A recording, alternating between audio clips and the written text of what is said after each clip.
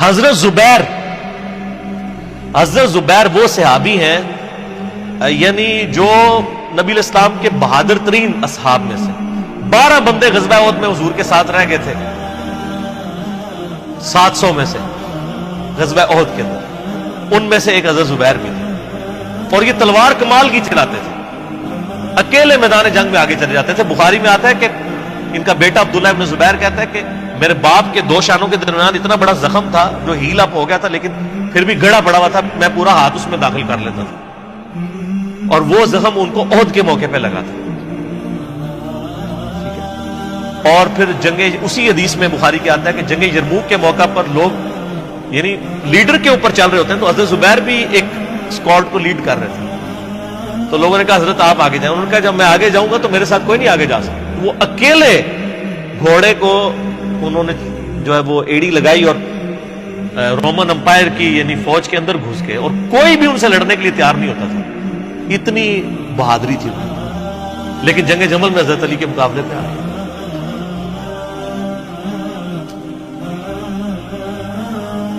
اس تکلیف کا کوئی اندازہ نہیں کر سکتا۔ حضرت حسن ابن علی نے بتایا مولا علی سے کہ بھئی حضرت زبیر آئے ہیں، تو حضرت علی نے کہا کہ رکو میں خود چاہتا ہوں۔ گئے، کہا زبیر یاد ہے وہ دن جب نبی تم مجھ سے بڑا پیار کر رہے تھے، پھوپھی ذات تھے نا، نبی الاسلام کی پھوپھی کے بیٹے ہیں حضرت زبیر بن عوام رضی اللہ تعالی۔ تو حضور نے تم سے ایک بات کہی تھی کہ تم علی سے اتنی محبت کرتے ہو، ایک دن آئے گا کہ تم تلوار لے کے علی کے خلاف کھڑے ہو جاؤ گے۔ تو تم نے کیا کہا تھا؟ یا رسول اللہ میں علی کے خلاف کھڑا ہوں گا؟ اور میں ہاں تم اس وقت ظالم ہو۔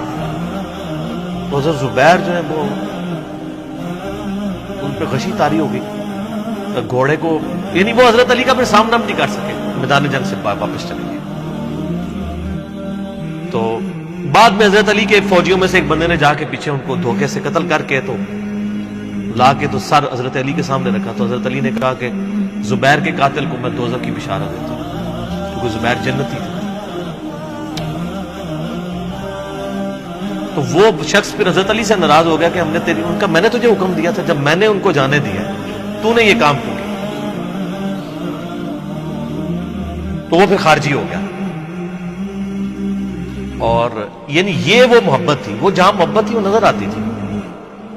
ظاہر ہے کہ ایک بندے کی ایک غلطی سے اس کی پوری زندگی 0 سے ملٹیپلائی نہیں ہو جاتی، جس نے اتنا کچھ دین کے لیے کنٹریبیوٹ کیا کبھی نہیں ہو سکتا ایسا۔ حضرت علی کو بھی اس بات کا پتہ تھا۔ بہرحال یعنی اللہ تعالیٰ ان سے راضی ہو، اسی لیے نبی علیہ السلام کی اس حدیث یعنی وہ حضرت علی کے اس قول کو حضرت علی فٹ کیا کرتے تھے، حضرت زبیر، طلحہ اور حضرت عثمان ابن عفان پہ رضی اللہ عنہ۔ باقی آپ میرا کربلا والا ریسرچ پیپر پڑھیں تو آپ کو پتہ چلے گا کہ کتنی یعنی مشکل وقت حضرت علی نے اپنی خلافت میں دیکھا اس حوالے سے۔ یعنی مصنف ابن ابی شیبہ میں آپ کے مخالفین کی لاشیں بھی ہیں، ان پہ بھی حضرت علی گریہ کر رہے ہیں، ایک ایک کی لاش اٹھا کے اس کو صاف کر رہے ہیں۔ حضرت طلحہ کا بیٹا تھا محمد بن طلحہ، اس کی لاش دیکھی تو رو پڑے گا، حالانکہ وہ مخالفت میں لڑنے آیا تھا۔ پھر حضرت حسن سے کہا کاش میں جنگ جمل سے 20 سال پہلے ہی مر گیا، میں یہ دن۔ ایک ایسا شخص جس نے 8 سال کی عمر میں اسلام قبول کیا، جس نے اسلام کو 0 سے 3 براعظموں میں پھیلتے ہوئے دیکھا، اور اب اس کو بڑھاپے میں یہ دن دیکھنے پڑ رہے ہیں کہ اس کے سامنے اسلام کا شرازہ بکھر رہا ہے، کہ مسلمانوں سے لڑ رہے ہیں۔ ایک ایک جنگ میں 8-8 10 ہزار لوگ، جن میں مرنے والے صحابہ ہیں حضور کی تربیت یافتہ، جو ایک آواز کے اوپر حضور کی لبیک کہنے والے تھے، شیر و شکر تھے آپس میں۔ آپ اندازہ کر سکتے ہیں۔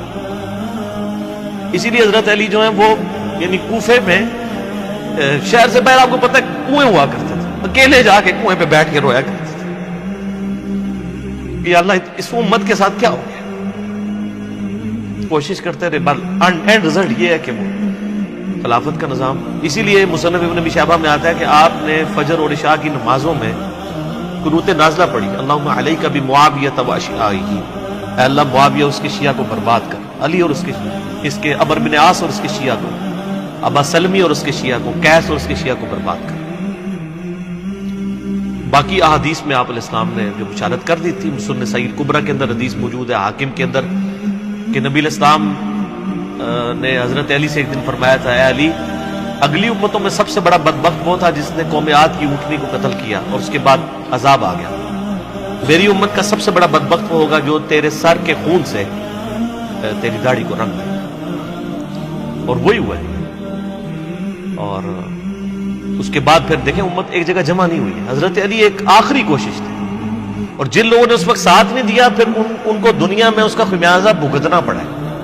عبداللہ بن عمر نے بیعت نہیں نہ کی تو صحیح بخاری اٹھا کے دیکھیں، عبداللہ بن عمر کو آل امیہ نہیں قتل کروایا، حجاج بن یوسف نے زہر آلود نیزہ مروا دیا۔ اور حاکم کے اندر مجموع الزوائد کے اندر موجود ہے، حضرت عبداللہ بن عمر آخری عمر میں کہا کرتے تھے، کاش میں اس وقت علی کا ساتھ دیتا اور یہ خلافت کا نظام تو بچ جاتا، کیونکہ کئی لوگ بیچ میں نیوٹرل ہو گئے تھے جو پھر ساتھ نہیں دیا، تو اس کی وجہ سے پھر حضرت علی کے چونکہ اب پاس اتنی مین پاور نہیں تھی کہ اس سسٹم کو سنبھال سکتے، بعد پھر وہ شہید ہو گئے اور پھر معاملات آ گئے۔